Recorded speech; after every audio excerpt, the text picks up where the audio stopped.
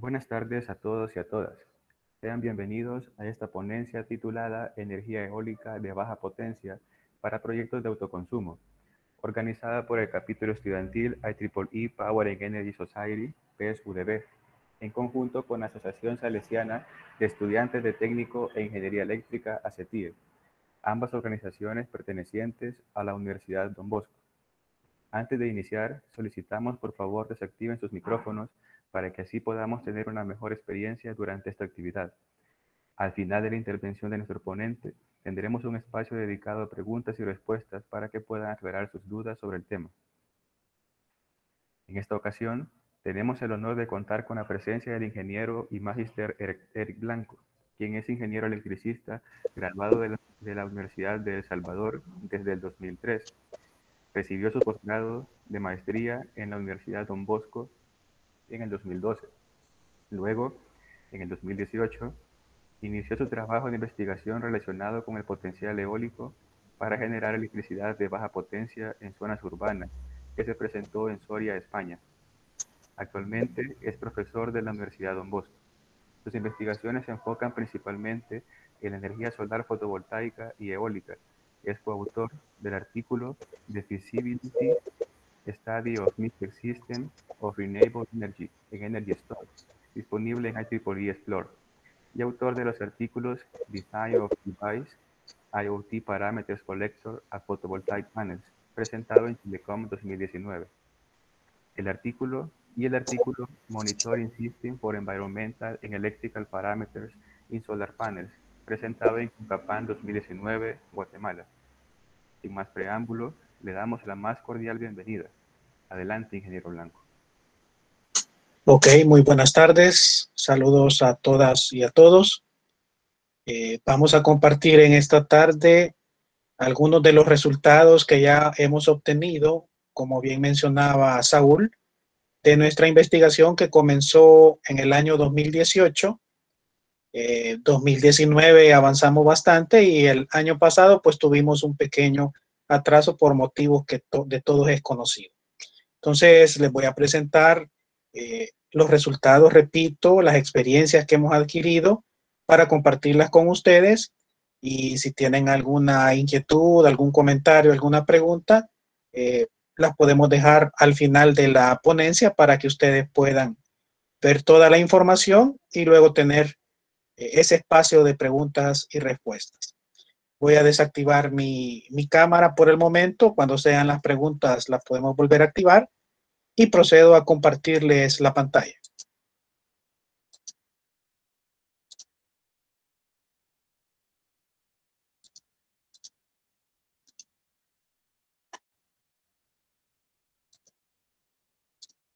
Solo me confirman, por favor, cuando ya la tengan en sus monitores. Se observa un PowerPoint, pero en blanco, ingeniero. Ok, esperemos que les cargue. Ya se logra ver. Ok. Gracias.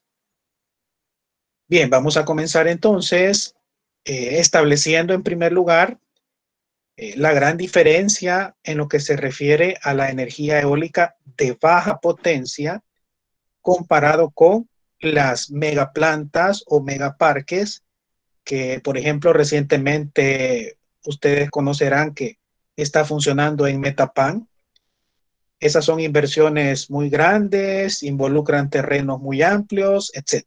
Entonces, dejando de lado la parte macro y enfocándonos en la parte de baja potencia, el parámetro que nosotros manejamos como baja potencia nos referimos a aquellos generadores que como máximo me puedan proporcionar 50 kilowatts.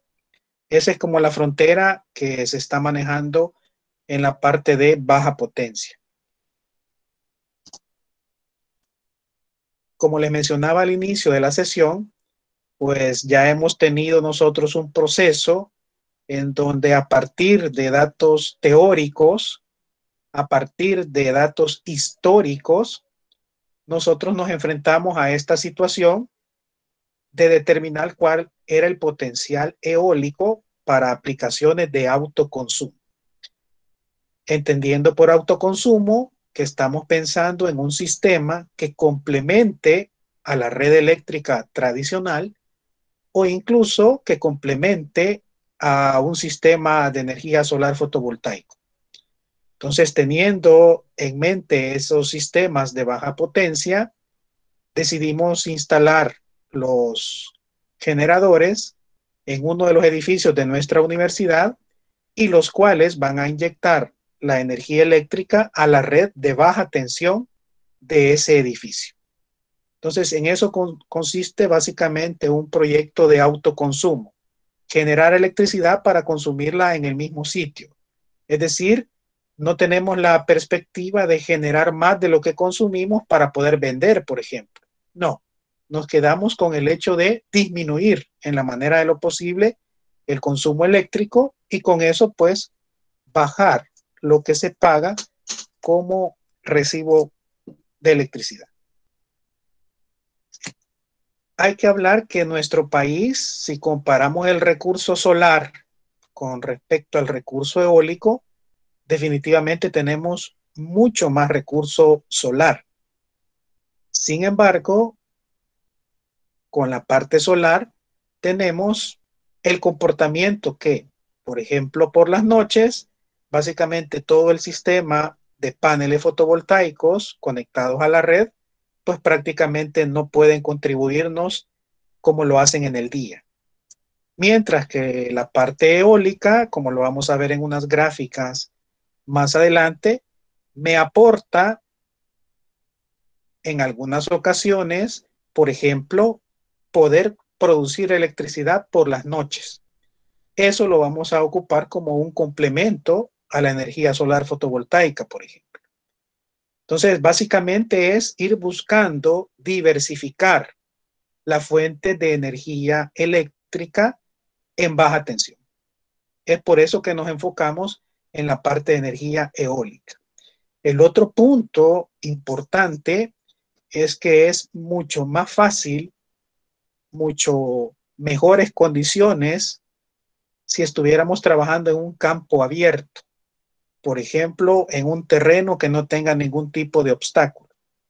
En este caso, nosotros hemos definido como punto de interés el techo del edificio de profesores, que es uno de los puntos más altos que tenemos en la universidad, que los únicos obstáculos que pudiéramos tener, pues básicamente serían algunos árboles cercanos, pero en términos de ámbito urbano, aplica el proyecto que estamos haciendo nosotros.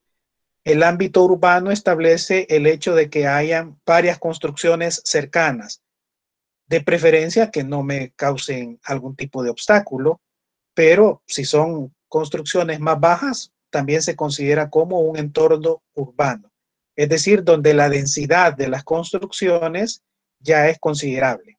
No como en el caso rural, repito, que las distancias entre una casa y otra, por ejemplo, son muy largas. Teniendo en cuenta esto, procedimos nosotros, como las primeras etapas de este proyecto, a buscar registros históricos promedios que se tuvieran. En la Universidad Don Bosco, justo en el punto de interés, no tenemos una estación para poder medir la velocidad del viento. En estas primeras etapas, claro está, tuvimos que recurrir entonces a estaciones que tuvieran datos del viento que estuvieran cerca. ¿Qué entendemos por cerca? Que por lo menos estuvieran a un radio de 5 kilómetros. Entonces, básicamente pudimos encontrar datos que se pudieron obtener del aeropuerto de Ilopango, en donde teníamos ya por lo menos un principio de los registros históricos para tener nuestro punto de partida. Ingeniero, disculpe que me interrumpa. Fíjese que la presentación sí la podemos ver, pero la estamos, no la vemos en pantalla completa, sino que como usted la mira para compartir. Ok, permítame entonces. Ok.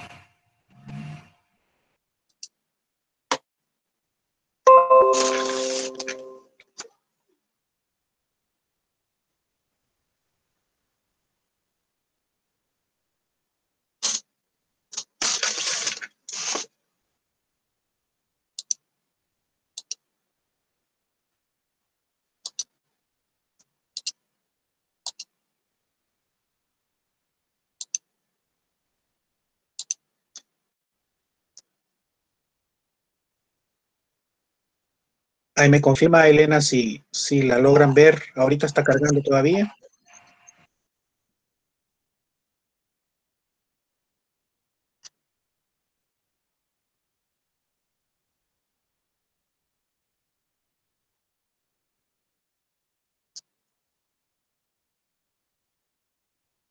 Ok, ahorita sí vemos solo la presentación, pero sí no está todavía en pantalla completa.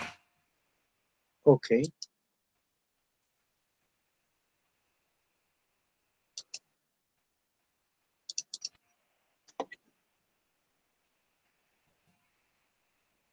Sigue sin verla en pantalla completa. Sí, no podemos verla ahorita, está en negro, sale la pantalla. Ok. Permítame entonces.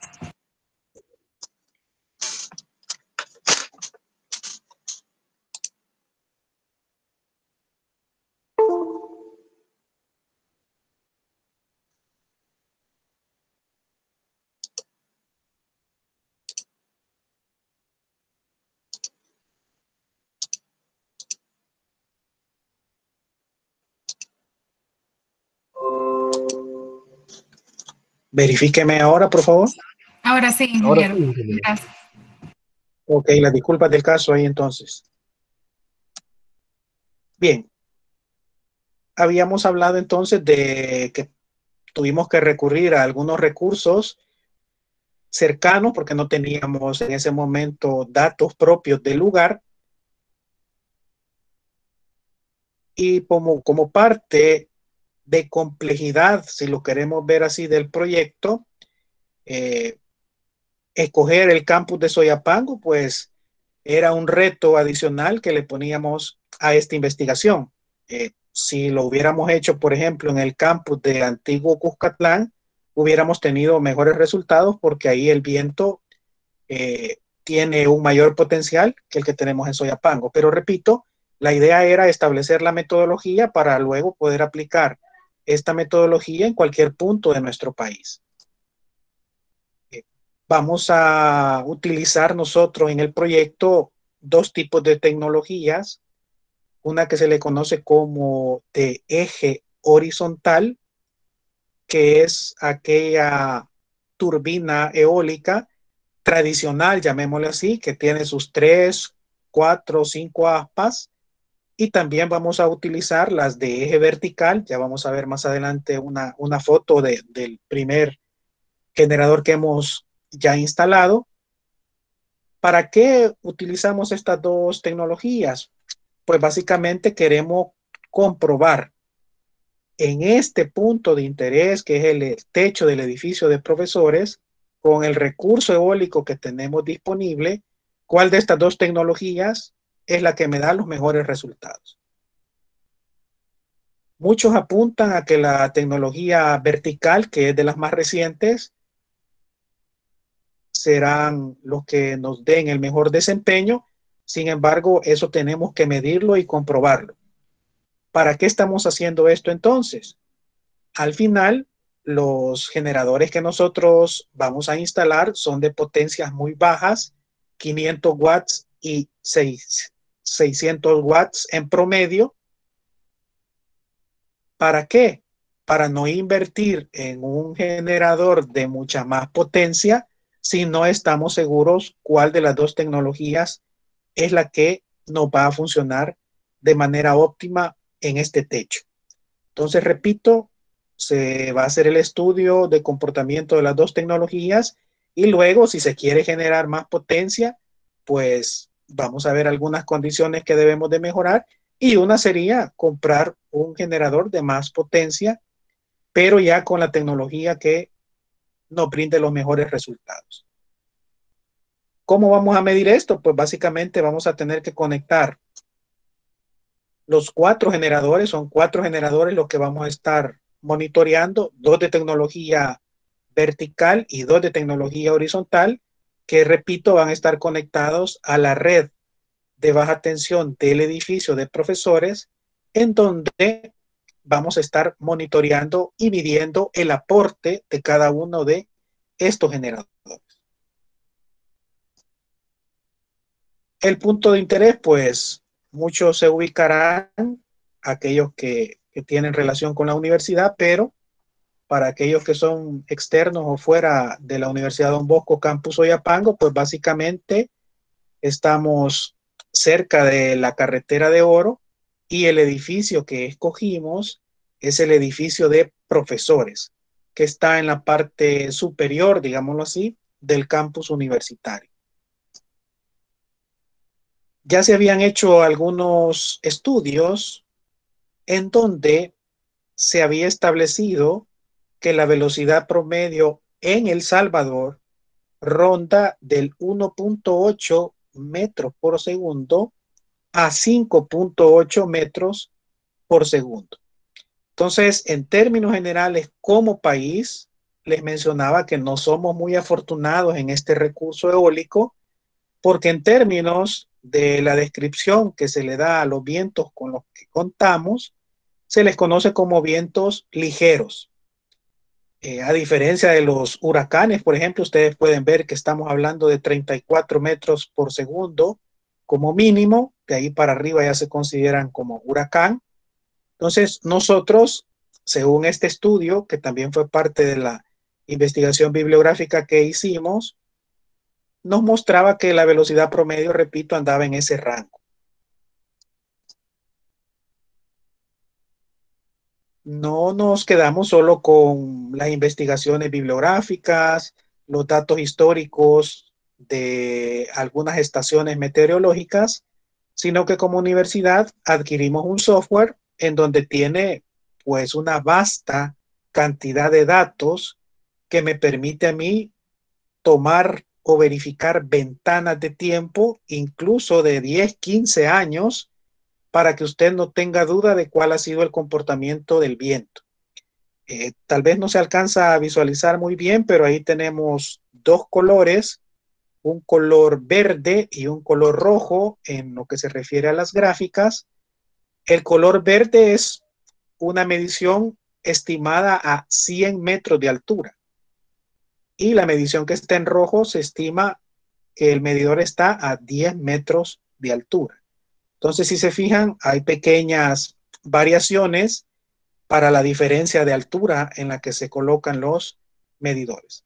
Entonces, nosotros, repito, con este software hicimos una ventana desde diciembre del 2018 hasta noviembre del 2019 para más o menos ver, de acuerdo a este software y a la base de datos que él tiene, de cuánto es la velocidad o el recurso que nosotros estamos manejando. Ahí no se alcanza a visualizar, pero aquí hice una pequeña ampliación. Esa línea roja que ustedes observan es la frontera, digámoslo así, o el indicativo del 2 metros por segundo. Lo recalqué porque, como vamos a ver más adelante, según las mediciones propias con nuestros medidores, esa es la velocidad promedio que tenemos nosotros en ese punto de interés, 2.1 metros por segundo.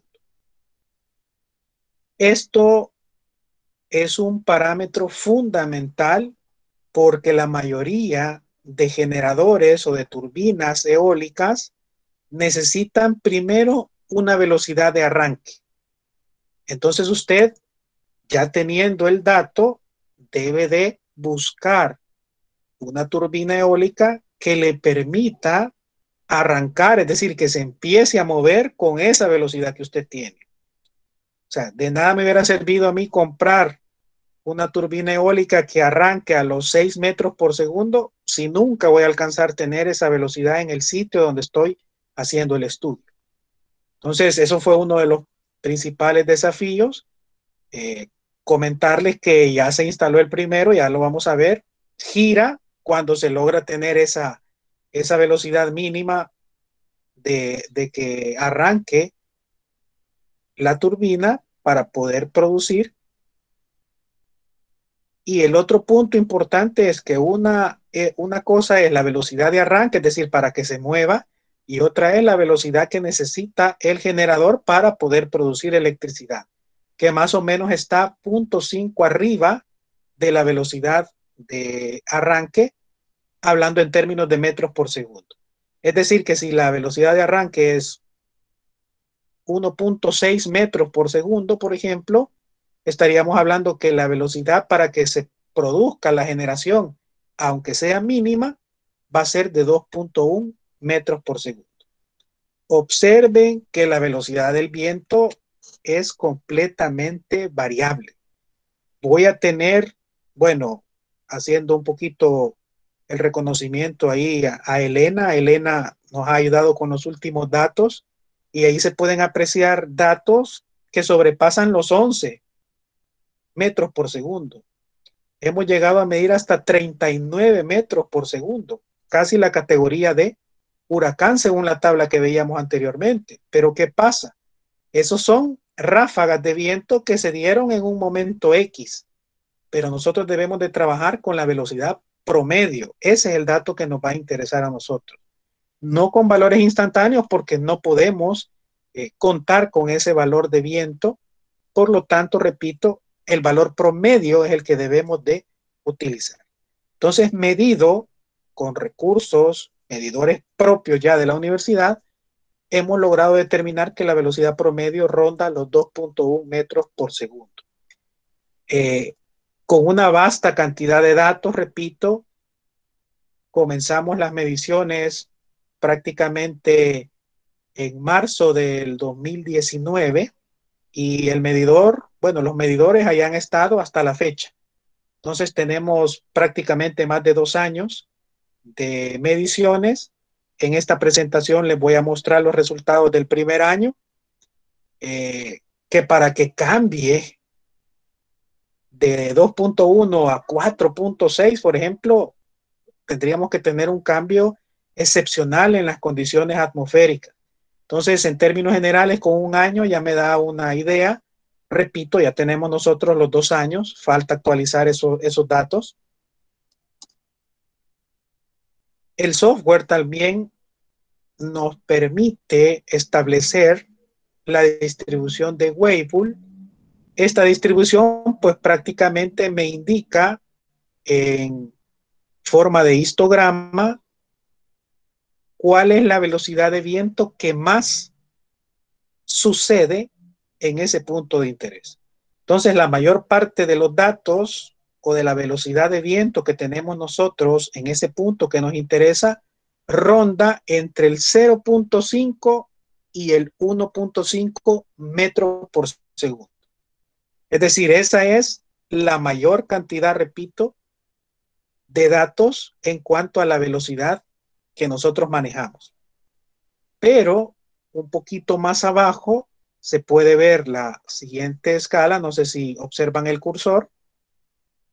En esta parte observamos una situación que debemos de considerarlo como muy significativa, porque la cantidad de datos que rondan entre 1.5 y 2.5 metros por segundo, pues básicamente también es muy considerable. Alrededor del 35% de los datos de las bases históricas que tiene el software estiman que la velocidad promedio ronda entre 1.5 y 2.5 metros por segundo.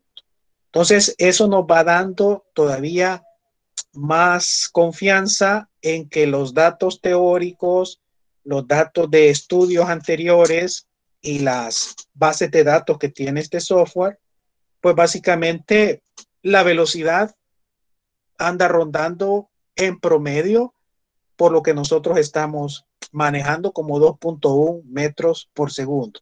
Es decir, esto nos da la certeza de que no tenemos valores disparados. Repito, haciendo una comparación de fórmulas teóricas, tablas históricas y bases de datos que tienen las herramientas de software como esta que estoy mostrando en este momento. También el software establece la famosa rosa de vientos. En este sentido, para los tipos de turbinas que nosotros estamos manejando, la ventaja es que como son pequeñas, pues prácticamente ellas solas se van alineando de tal forma de aprovechar al máximo el recurso eólico.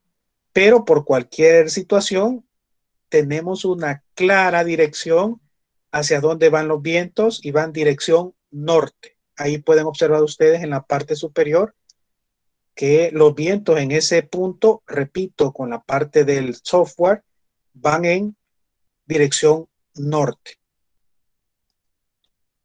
Acá comenzamos a ver nosotros datos muy importantes que nos arroja el software también.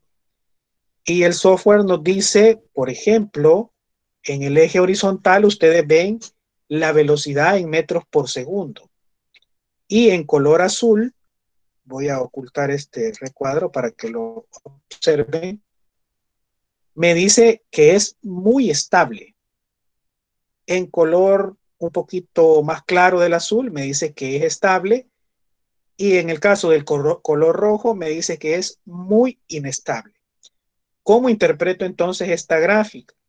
Esta gráfica la interpreto que, por ejemplo, si yo he medido algunos valores de 8 metros por segundo, eso no lo debo de considerar yo como válido en el sentido de que la inestabilidad de esas medidas son muy altas. Es decir, esa medida se va a dar a saber cada cuánto tiempo, por ejemplo. Entonces, no, me debo de concentrar en aquellas medidas de velocidad del viento en donde el gráfico me indica que es muy estable. Y, por ejemplo, aquí podemos ver que a pesar de que el software grafica para velocidad negativa, nosotros vamos a tomar como punto de partida el 0. De 0 a 1 metro por segundo, por ejemplo, tenemos la mayor estabilidad.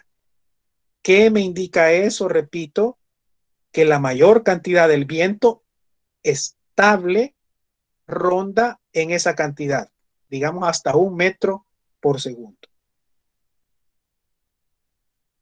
Con una frecuencia de un 35% aproximadamente. Si me voy subiendo en cuanto a la velocidad, 2 metros por segundo, por ejemplo, veo que sí tengo una gran parte de estabilidad, pero ya es menor que la primera velocidad que habíamos considerado.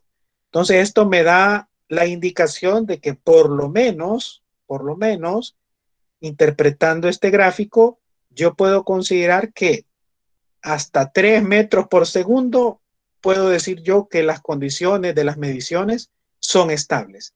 De 3 metros para arriba ya hay mucha inestabilidad, entonces no debo de considerar esos datos. Tenemos también la estabilidad por mes. Vean que básicamente, digamos que tiene un comportamiento simétrico a lo largo del año.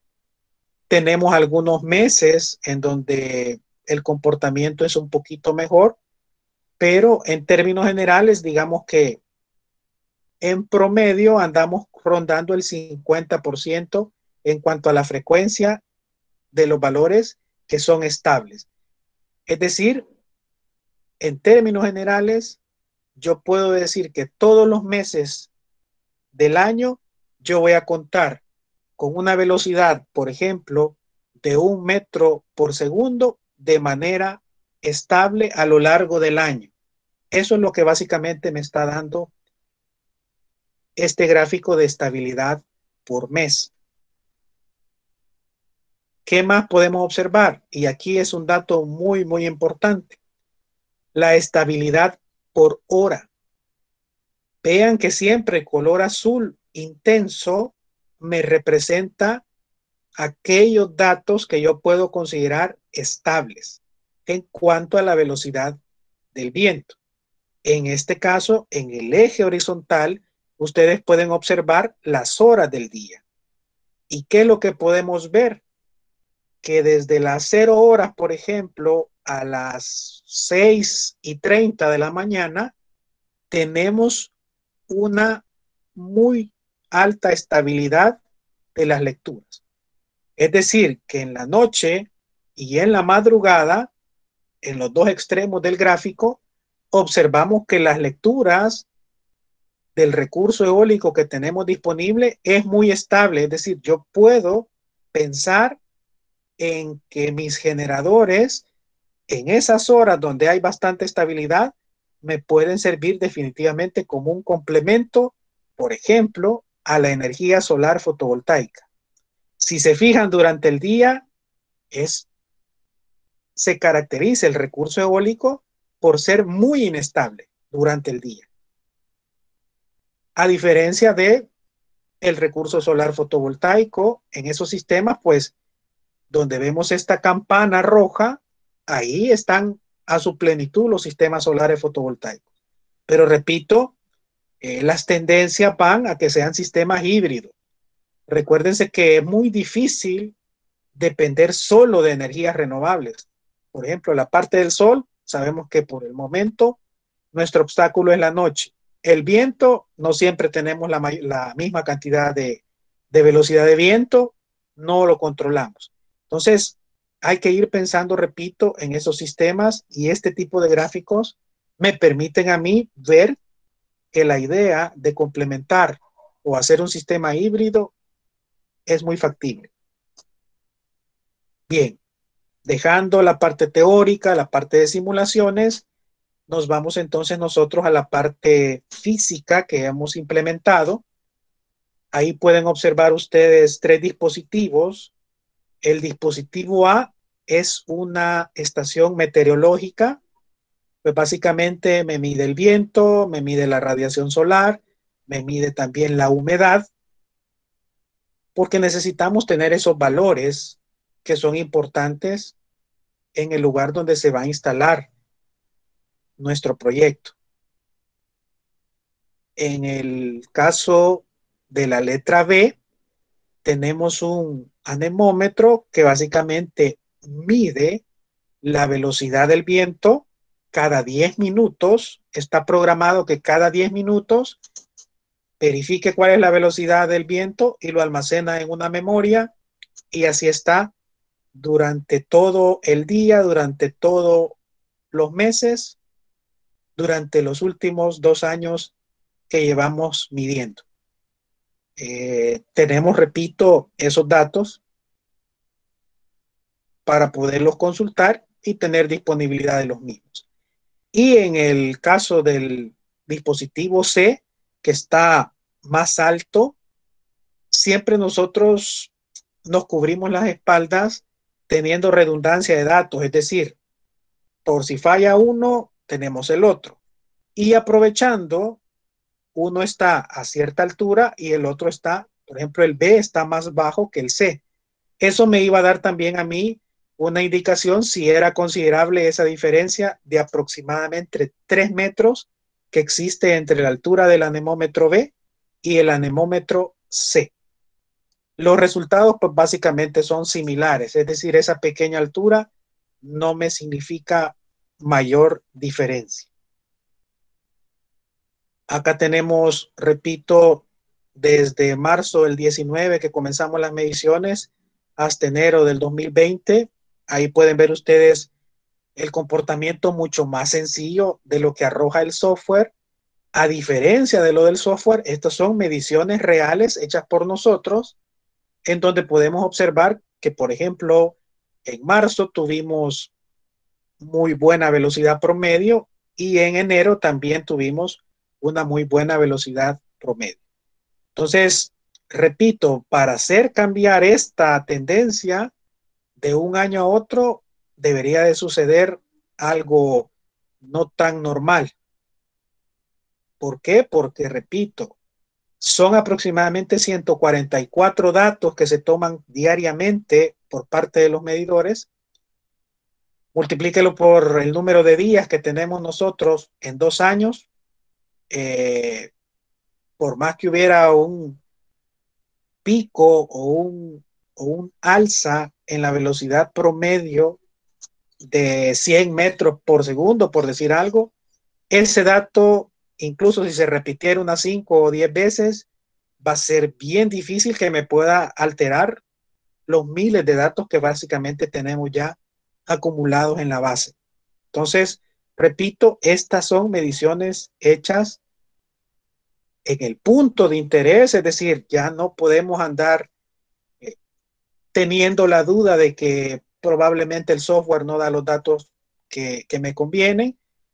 ya podemos comparar teoría, datos históricos, bases de datos de los software y mediciones propias. Entonces ya vamos orientándonos a lo seguro. De hecho, los generadores que se han comprado, pues básicamente tienen una velocidad de arranque alrededor de 1.6, 1.8 metros por segundo. Entonces ahí vamos a verificar nosotros en qué velocidad vamos a poder ya generar. Por ejemplo, resultados que esperamos es decir que en marzo aportamos 1% de lo que consume el edificio, por ejemplo. Pero en enero, que si se repitiera el patrón, como tenemos más velocidad, vamos a aportar más. Incluso podríamos decir que en agosto, en septiembre, por ejemplo, que tenemos la menor cantidad de velocidad promedio, podríamos decir que el aporte es mínimo o incluso que no aporta. Recuérdense que la visión es tener un sistema que complemente. El recurso ahí está. Peor es que se esté desperdiciando y no lo aprovechemos aunque sea al mínimo. Esto es lo que ya les comentaba hace un momento. Esa turbinita que ven ustedes en el lado izquierdo de mi pantalla, pues básicamente es la que ya tenemos instalada en el edificio de profesores para satisfacción nuestra, pues, y me imagino que algunos estarán preguntando, ¿gira? Sí gira, gira rápido cuando las condiciones del viento así es, se detiene o pasa algún lapso de tiempo sin moverse, correcto, pasa también tiempo sin moverse, si no hay viento, pues sabemos que no se va a mover, pero repito, ya por lo menos la velocidad de arranque para que pueda moverse, si algún día tienen la oportunidad de ver hacia arriba del edificio de profesores, y ahí ustedes comprueban y van a ver si se está moviendo lento, si se está moviendo rápido o si está detenido. Digamos que ese es el principal componente de nuestro sistema, pero aparte tenemos el inversor, que lo tenemos en la parte derecha de la pantalla. Este inversor es específicamente para sistemas eólicos. Ahí entre paréntesis les indica, porque recuérdense que hay inversores para sistemas solares. Hay inversores también para sistemas híbridos que podemos inyectarle tanto de la parte eólica como de la parte solar fotovoltaica. Entonces, los inversores todavía no los hemos instalado. Estamos en esa parte en este momento del proyecto.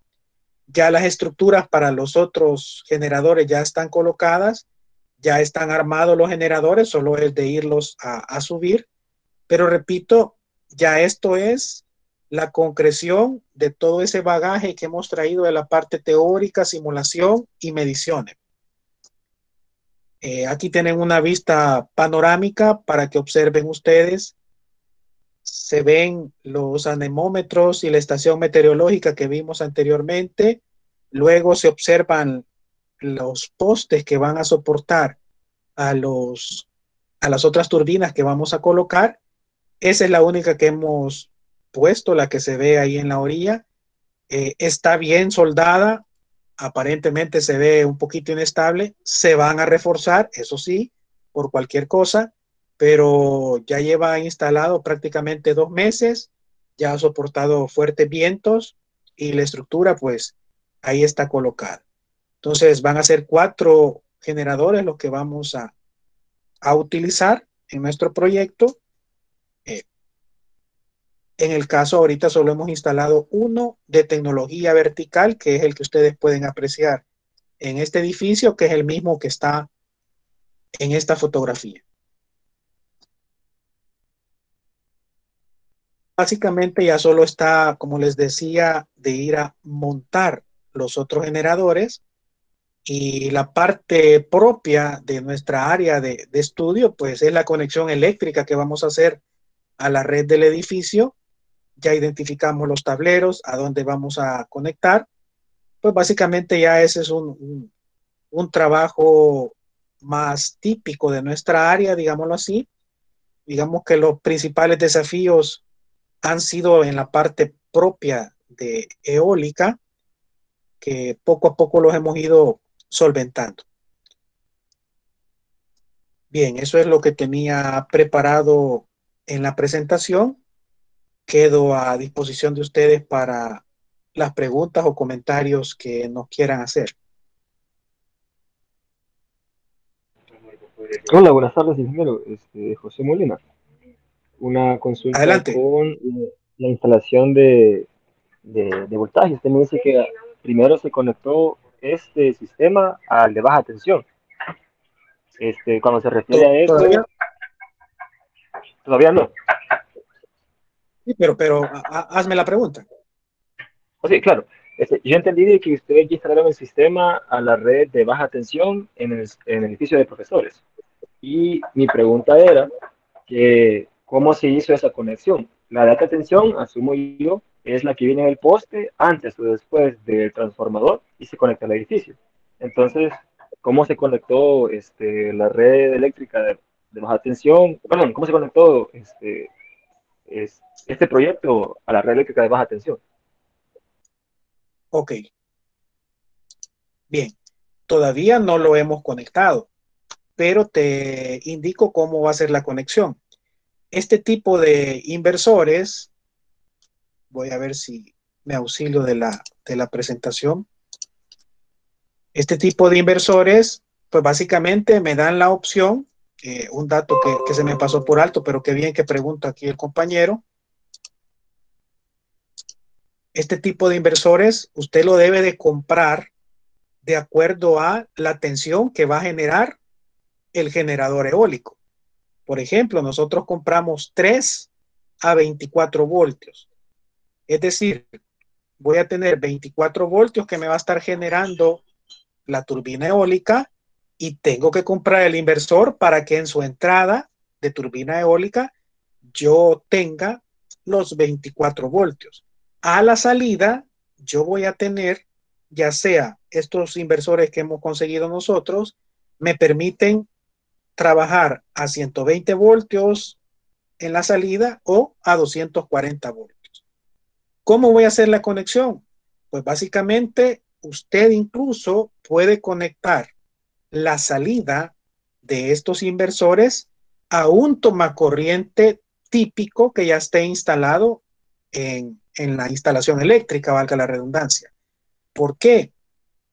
Porque, no sé si creo que lo alcanzan a ver, esta palabra TAI me indica que este inversor básicamente va a reconocer la salida a la cual se va a conectar. Es decir, si yo lo conecto a un toma corriente de 120 voltios, él se va a setear para estar inyectando a 120 voltios. Pero esa es la importancia de que diga tied o empatado o emparejado. Es decir, si usted solo pone un inversor, tiene entonces que verificar la parte de la salida. En este caso, son inversores, repito, que lo que van a hacer es censar a cuál red se están conectando y a ese va a ser el nivel de tensión que me van a proporcionar, ya sea 120 o 240 voltios. Repito, ahí dependiendo de cómo lo vaya a conectar yo. Ojo, este inversor solo me puede dar a su salida 120, 240 voltios. Si mi sistema yo lo quería conectar a una red de baja tensión para motores de 480 voltios, por ejemplo, tendría que buscar yo un inversor que me permita conectarme a ese sistema de 480 voltios.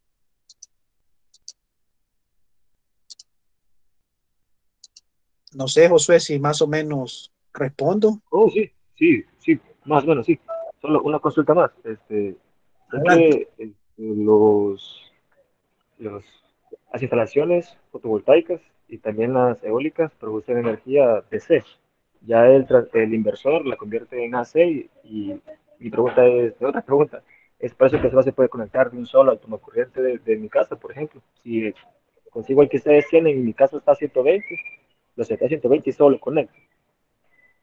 Sí, básicamente, como son inversores que están diseñados para reconocer la red a la cual se van a inyectar, ojo, tal vez reforzando un poco, hay dos tipos de inversores. Los inversores que van a ser para sistemas aislados, eso lo pueden ver ustedes tanto en eólico como en solar fotovoltaico, y están los inversores, perdón, para sistemas conectados a la red. Es decir, usted tiene que tener claro si lo que va a hacer es generar una onda senoidal para ocuparla usted muy aparte de la red eléctrica tradicional, o si lo que usted va a generar lo va a inyectar a esa red tradicional. Entonces son dos tipos de inversores, los que van a ser para sistemas aislados y los que van a ser para sistemas conectados a la red. En el caso de nosotros, como la idea es autoconsumo, entonces nos decidimos por los inversores que van a ir conectados a la red. No nos hubiera servido, por ejemplo, un inversor aislado. Ok, muchas gracias. Bueno, no sé si habrá algún otro comentario o pregunta. Gracias, ingeniero, por sus respuestas. En el chat también tenemos algunas preguntas.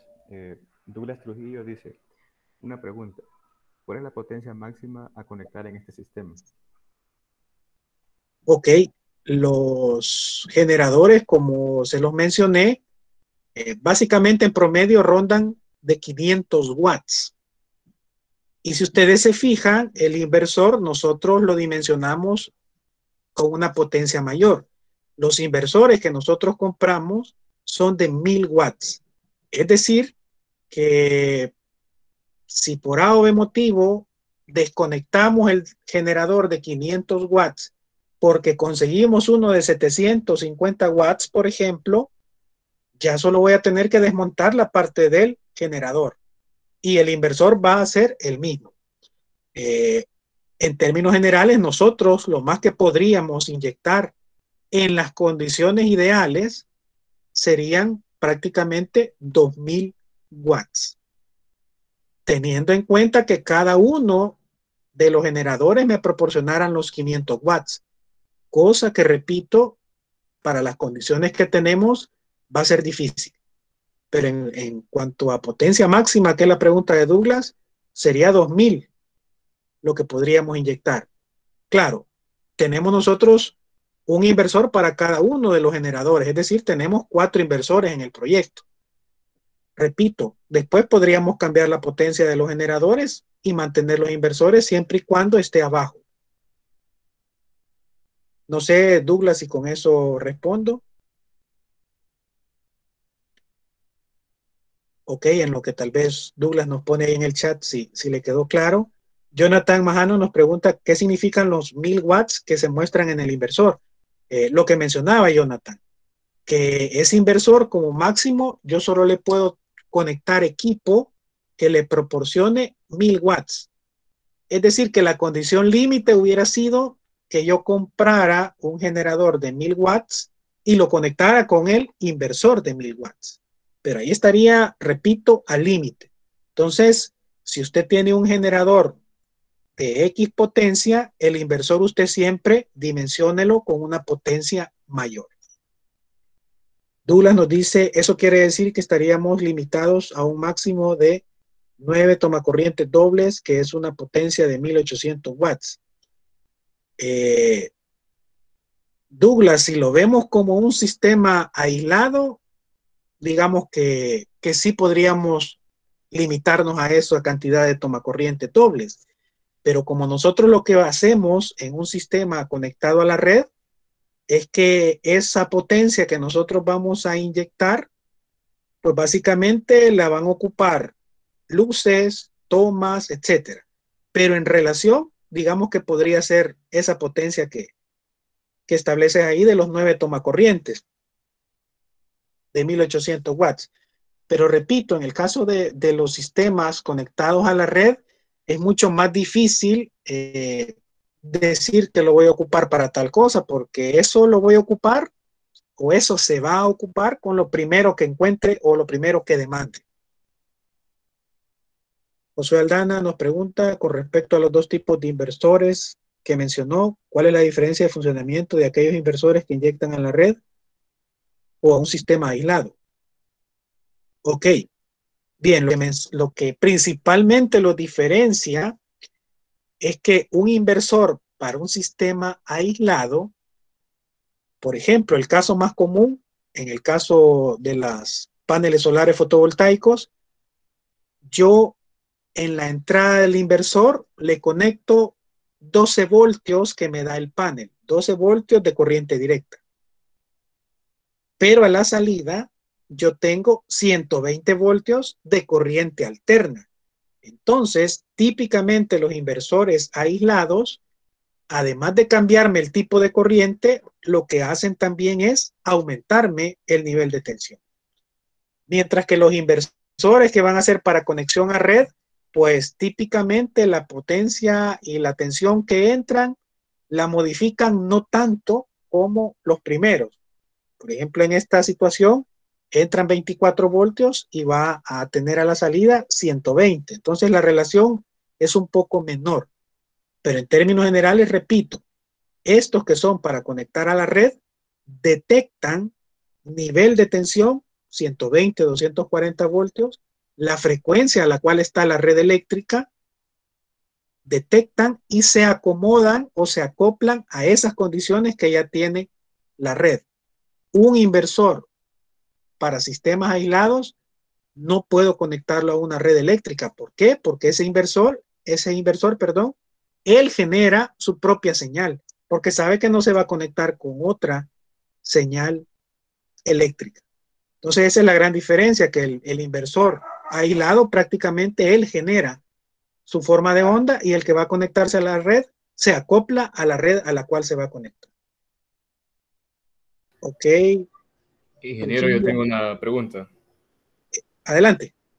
Wilber le saluda. Con respecto a los sistemas inyectados, ¿en qué momento o cómo es el proceso en donde se disminuye el costo de la energía eléctrica? Ok. Básicamente en este tipo de proyectos, por ejemplo, si yo estoy utilizando X electrodoméstico que está en un tomacorriente que está más cerca de la fuente proveniente de los generadores eólicos en este caso, pues prácticamente de ahí va a retomar o va a tomar su alimentación. No lo va a demandar de la red eléctrica tradicional. Es decir, esto juega mucho con la parte de si yo requiero como dispositivo eléctrico fuente de alimentación, yo me voy a alimentar de la que esté más cerca.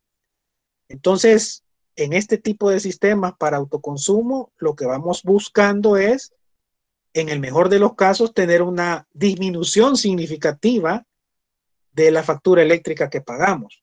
Claro, eso implica que usted tendría que colocar varios aerogeneradores o varios paneles solares fotovoltaicos. Pero en esencia, repito, la disminución se da por eso. Porque si no tuviera un sistema complementario como el eólico o el solar fotovoltaico, toda la energía que demanden los electrodomésticos la van a tomar de la red eléctrica tradicional. Pero si usted lo complementa con una fuente alterna, pues básicamente parte de esa demanda de los dispositivos la va a proporcionar esa fuente alterna de energía que usted ha colocado. En otras palabras, tendría que conectar los electrodomésticos, los dispositivos que me estén demandando mayor consumo, ¿verdad? Digamos en un caso residencial. Sí, pero es que digamos que ahí es bien difícil que un electrodoméstico X yo lo voy a alimentar única y exclusivamente con lo eólico, por decir algo, o con lo solar. No, ahí la idea es que yo necesito alimentar ese dispositivo y para alimentarlo yo tomo 70%, digámoslo así, de la red tradicional y un 30% de la red de la fuente alterna que he colocado. Es decir, que no puedo asegurar de que un tomacorriente o un dispositivo X va a ser alimentado única y exclusivamente por mis paneles solares o mi generador eólico. Correcto. Entendido. Gracias, ingeniero. Ok. Douglas Trujillo, no habría ningún tipo de problema con el tema de sobrecargar nuestro inversor o él internamente sensa lo máximo que se puede conectar a él. Douglas, no se va a sobrecargar por los niveles de tensión, porque ya son dispositivos electrónicos que traen ese amplio rango de voltajes o de tensiones para poder trabajar. Incluso si ustedes van a ver la parte trasera de algunos televisores, le va a decir que funciona de 85 voltios a 270 voltios, por ejemplo. Entonces, la electrónica ha resuelto ese problema de no tener ningún tipo de inconveniente por variaciones pequeñas de voltaje o de tensión. Ya se tiene un amplio rango en donde ustedes pueden conectar esos dispositivos. Esa misma tecnología utilizan estos inversores. Bueno, Senso 240 voltios, se ajusta toda la electrónica a trabajar a 240 voltios. No hay ningún tipo de problema. También Douglas nos dice, ¿y si se podría colocar un banco de generadores eólicos para provocar? Claro, claro. O sea, la idea que ustedes pueden hacerse es, así como inicialmente usted puede poner un solo panel fotovoltaico en el techo y después tuvo el recurso para comprar otros 3, pone los 3. Es un sistema modular. A medida usted puede ir comprando, pues puede irlos colocando. Solo es de ir viendo potencias del inversor, etcétera. La parte eólica igual. La parte eólica, usted necesita cierto espacio para poder colocarlo. Si el techo de su casa permite, pues se pueden poner varios generadores, que de hecho es lo que nosotros estamos haciendo en este techo del edificio de profesores. Poner 4 generadores, nosotros con la finalidad de comparar las tecnologías, pero esos 4 generadores van a estar aportando a la red eléctrica del edificio. Pregunta Josué Aldana, ¿la potencia instantánea producida por el generador eólico se almacena o cómo se logra aprovechar la reducción del costo energético? Muy bien. Primero recordémonos que para que la parte eólica funcione, debo de llegar a la velocidad tal de generación, es decir, para que funcione el generador eléctrico. Media vez el generador, valga la redundancia, comienza a generar o comienza a inyectar, pues el inversor va a hacer su trabajo. Trasladar eso que se está generando de manera eólica a la red eléctrica. Si se detuvo la turbina y ya no se movió, pues básicamente el inversor no recibe input, no va a sacar absolutamente nada. Entonces, en este tipo de sistemas es claro que vamos a tener como, digamos, avalanchas por momentos de que me contribuyó y periodos de tiempo en los que probablemente no me contribuyó en nada. Pero repito, la idea es pensar en complementos, no en que me voy a desconectar de todas las fuentes y me voy a quedar solo con lo eólico o solo con lo solar. No podemos hacer eso en este momento. Roger dice, y a la hora de desincronizar y desconectar, ¿cómo lo hace el inversor? Con el exceso de generación. Ok, muy buen punto. El generador que nosotros tenemos como máximo me va a dar 500 watts. El inversor que yo tengo puede manejar sin problema 1000 watts. Entonces, básicamente, en lo que se refiere al inversor, él nunca va a sentir un exceso de generación. A no ser que yo pusiera los 4 aerogeneradores en paralelo y los conectara a ese inversor. Ahí tendríamos diferentes tipos de problemas. Primero, no tenemos la misma tecnología. Probablemente los 4 generadores me den 3 generadores 24 voltios y puede haber algún tipo de problema, repito, pero para eso usted dimensiona que el inversor maneje una potencia mayor que el generador. Entonces, no podría darse ese problema de exceso de generación. Nosotros como proyecto quisiéramos que se generara lo máximo, pero estamos conscientes también que el recurso no es muy bueno. Es decir, que de los 500 watts, en las mejores condiciones podríamos quizás llegar a unos 300, 350 watts. Entonces, no va a haber problema de exceso de generación. Yo me estaba refiriendo, ingeniero, a cuando se está generando, pero el consumo es menor. O sea, ¿qué se va a hacer con lo que no, con lo que se está generando y no consumimos?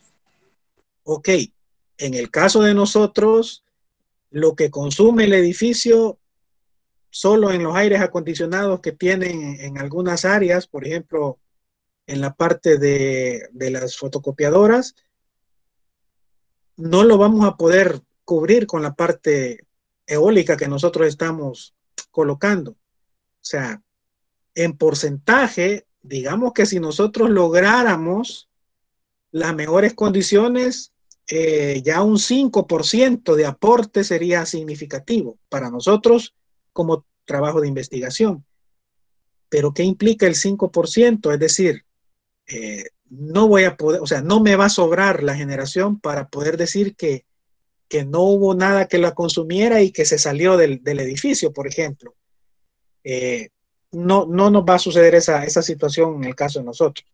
Si en otra aplicación se diera esa situación, pues prácticamente usted estaría inyectando a la red de forma gratis su energía que tanto le ha de haber costado generar. Pero repito, en el caso de nosotros, no vamos a tener esa situación. No sé si con eso, Roger. Sí, sí, ya le entendí que por lo menos en el edificio no van a tener exceso. Pero sí, yo me estaba refiriendo en el caso hipotético que se consumiera menos del 100% o menos de lo que se genera. A eso me refería, Sí, pero sí, sí, sí, habría, y ajá, se dan situaciones, como bien decís, pero en ese caso se estaría regalando, digamos así, la energía. ok. Ese sería, esa era mi pregunta. Ok, gracias. Douglas Trujillo, el parque eólico en Metapán se encuentra en óptimas condiciones por lo dicho, ya que ellos sí inyectan, sí, veamos, eh, espero que algún día tengan la oportunidad de pararse a la par de una de esas estructuras de los parques eólicos y se van a dar cuenta que ustedes no se imaginan el peso de cada una de esas palas y cómo el viento es capaz de mover a pura aerodinámica de las palas. Estamos hablando de toneladas de peso. Eh, en Metapan, por si les sirve el dato, según el software, andamos rondando los 3.6 a 4 metros por segundo de velocidad promedio. En Metapan, en Metapan ciudad, habría que verificar exactamente dónde está el parque. Claro, ellos sí tuvieron que hacer un estudio mucho más profundo, repito, porque la visión de ellos era, como bien lo dice Douglas, trabajar con mega. 50 mega, si no mal recuerdo, es lo que el parque en su totalidad puede aportar. Esa es otra visión a gran escala, definitivamente, muy aparte de la visión micro, repito, que nosotros estamos viendo para instalar, por ejemplo, una turbina eólica en su casa, en un centro comercial. Esos son los lugares de aplicación de la tecnología de baja potencia. ¿Algún otro comentario, pregunta? Sí, ingeniero, buenas tardes. Yo tengo dos preguntas. Adelante. La primera es respecto a la rentabilidad o al costo-beneficio que esto puede aportar. Hablemos no tanto de condiciones perfectas como las que estábamos planteando, sino que lo más normal, ¿verdad? De lo que esto puede aportar para la universidad o hablando quizás así más del proyecto en sí. Ok. Básicamente tiene que hacerse el estudio. Por ejemplo, nosotros ya tenemos la inversión inicial de cuánto nos ha costado el equipamiento que tenemos hasta el momento. ¿Qué se tiene que hacer? Pues básicamente hacer las mediciones sin la intervención de los generadores que nosotros hemos colocado, luego verificar con cuánto nosotros estamos contribuyendo y finalmente sacar en cuánto tiempo se recuperaría, por ejemplo, esa inversión. Ojo, en el caso de nosotros, repito, si las condiciones lo permitieran y mi objetivo es disminuir la mayor cantidad de electricidad que se consume en el edificio, se hubiera pensado en generadores de mucha más potencia. Por ejemplo, eh, están disponibles para esas velocidades incluso generadores de 5, 10 kilowatts, por ejemplo, que ya serían un aporte bastante significativo y que podría darse la situación que mencionaban antes, de que se produzca más de lo que se consume. Pero repito, en términos generales, esa es la última etapa que vamos a hacer nosotros en el proyecto, ya cuando tengamos datos de consumo sin los generadores eólicos, datos de consumo con los generadores y ver cuánto fue la disminución en cuanto a la facturación eléctrica y en cuánto tiempo se recuperaría la inversión. Porque repito, esos son detalles que aplican a un proyecto fotovoltaico, eólico, etcétera. ¿Alguna Ya otra veo. pregunta? Sí, la segunda, pero antes de esa, entonces, no, más o menos un aproximado, no tendría así como de idea de que a cuánto tiempo se vería como que esa inversión que se hizo saldada o ya pagada. Porque sabemos que es bajo, ¿verdad? O sea, el consumo o lo poco que se está inyectando, pero también no es una inversión muy, muy alta. Por eso preguntaba. Correcto, pero es que ese, precisamente, ese último detalle es el que me va a alterar el tiempo, porque digamos que en términos generales ya tenemos cuánto hemos gastado, pero necesitamos saber cuánto vamos a inyectar, en el sentido de que para hacer esa división sencilla, para más o menos estimar el tiempo, o sea, si yo solo inyecto el Sí, 5%, hasta medir entonces. me voy a tardar más a que si inyecto el 10% en recuperar la inversión, pero para saber si estoy contribuyendo con el 5 o con el 10, necesito medirlo. Y tenemos considerado en el proyecto pues la parte de medición, definitivamente. Ok, entiendo. Entonces, mi otra pregunta era respecto un poco más lo que estaba diciendo Roger, de que, por ejemplo, como usted le dijo, toda esa energía que por decir en la noche que no va a haber nadie o puede ser de que, como eso solo va a estar puesto para el edificio de profesores, no sé si Ok. contaría con la iluminación exterior o se podría conectar, pero digámoslo así, de que no se podría conectar algún medidor como para después por decir así, venderla a la red, aunque sabemos que es un poco, ¿verdad? Pero si hablamos de un poquito ya más alto, lo que se Sí, podría estar sí, inyectando.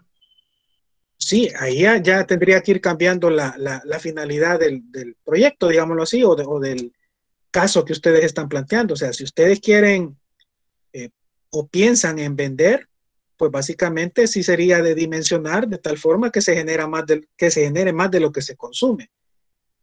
Pero repito, para hacer esas inversiones, lo primero que yo debo de garantizar es que no vaya a invertir en un generador de 10 kilowatts y al final ni se mueva. ¿A qué me refiero con esto? A que estos pasos que estamos dando nosotros es para tratar de minimizar en la medida de lo posible algún posible fracaso, en el sentido de que, bueno, ya se tiene que se puede generar tanto, que la velocidad efectivamente es de 2.1 metros por segundo, pero repito, teniendo ya qué tipo de tecnología, por ejemplo, compramos un generador de 10 kilowatts horizontal, pero resulta que cuando vimos los datos, la tecnología vertical era la que mejores resultados daba.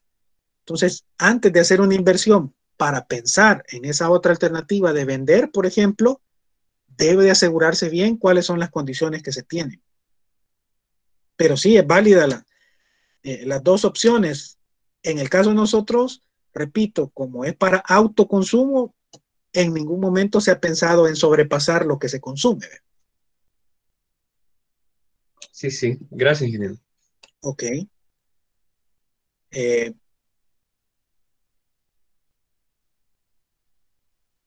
Creo que ya me perdí. Y el factor de potencia, ¿cómo se mejora? el factor de potencia sería un punto, muy bien que lo pregunta Roger, no solo el factor de potencia, sino que otra parte que hemos contemplado en el proyecto es ver la calidad de la energía que nos están proporcionando los generadores, porque si tengo una red de calidad, una red eléctrica tradicional de calidad, digámoslo así, pero mis generadores me la van a contaminar, tengo que verificar. Entonces, el factor de potencia, necesitamos ver qué cambios va a requerir eso, o si se van a dar cambios en ese parámetro. En la calidad se involucran también la parte de armónicos. Entonces, definitivamente se debe de conectar un analizador de redes eléctricas para medir la calidad de la energía sin los generadores que nosotros vamos a conectar y cuando ya estén conectados, para ver si está bien que aportemos y disminuyamos en la factura eléctrica, pero de nada nos va a servir contaminar y mejorar y desmejorar la calidad de energía, por ejemplo. Son aspectos que se tienen que considerar. Muy bien, Roger, factor de potencia, armónicos, se debe de tomar en cuenta. Profesor Juan Martínez, ¿de cuánto aproximadamente es la inversión que se haría para una casa común en El Salvador? Ok, vamos a contestarle aquí a Juan Martínez. Vean, en promedio estaríamos hablando siempre en el enfoque de autoconsumo, que para una instalación de una casa típica estaríamos hablando de $1,000 a $1,500 para poder tener una disminución de aproximadamente un 5 o 10%. Entonces ahí tienen que sacar ustedes las cuentas de cuánto tiempo más o menos recuperaría. Pero en dato así grueso, estaríamos hablando de $1,000 con un generador eólico de 500, 600 watts, incluso la parte del inversor conectado a la red, como el que vimos, y la parte del cableado que lleva la instalación. En promedio, eso sería Juan Martínez. Bueno, damos por cerrado el espacio de preguntas y respuestas. En estos momentos procederemos a hacer entrega de un diploma de reconocimiento al ingeniero Eric Blanco por su valioso aporte a esta actividad. El diploma reza de la siguiente manera: el capítulo estudiantil IEEE Power and Energy Society y la Asociación Salesiana de Estudiantes de Técnico e Ingeniería Eléctrica de la Universidad Don Bosco otorga el presente diploma al ingeniero Eric Blanco por haber impartido la ponencia Energía Eólica de Baja Potencia para Proyectos de Autoconsumo, dado los 28 días del mes de mayo del 2021. Firma Freddy Guevara, presidente de ACETIE, y Elena Caballero, presidenta de IEEE PES, ambos de la Universidad Don Bosco, El Salvador. Bien, muchas gracias. Y agradecemos al ingeniero Eric Blanco por habernos compartido sus conocimientos y esperamos poder contar nuevamente con sus valiosos aportes en actividades futuras. Agradecemos a todos y todas su presencia a tan importante actividad. Los invitamos a seguir participando en futuros eventos. De esta manera, damos por culminado este evento y en nombre del capítulo estudiantil IEEE PES UDB y la Asociación de Estudiantes, les deseamos un feliz día. Gracias.